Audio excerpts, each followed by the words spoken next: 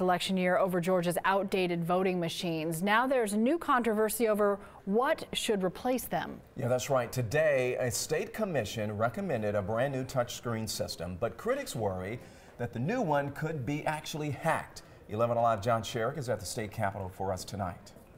The goal, making Georgia's elections hack-proof, mistake-proof, and getting rid of the state's old and controversial touchscreen voting machines in time for the 2020 elections. Now a special state commission is recommending a new touchscreen voting system for Georgia, like this one that prints a paper ballot for voters to hold in their hands and check.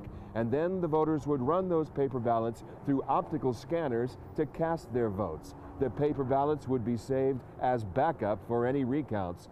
Critics lined up just before the commission members recommended the new machines to warn them. Those machines could be hacked to rig an election too. They want to return to hand-marked paper ballots, similar to the answer sheets in a student's SAT test. So that just a clever 14-year-old won't have the chance to seamlessly rig our elections. Some of the new machines, they say, print barcodes right onto the paper ballot printouts, and then the scanners read those barcodes instead of the ballots. And they wonder who's to say that the barcodes are accurate.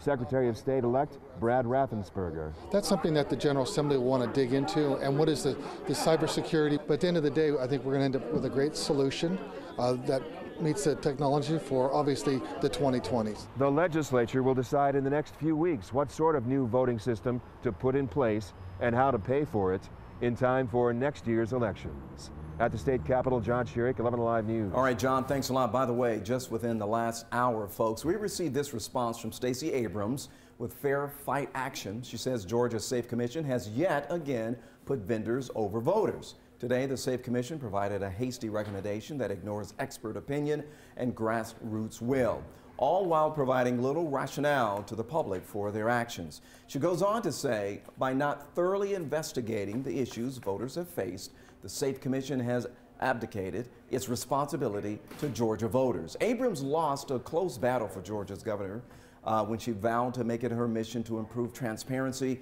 and ensure fairness in Georgia's election system.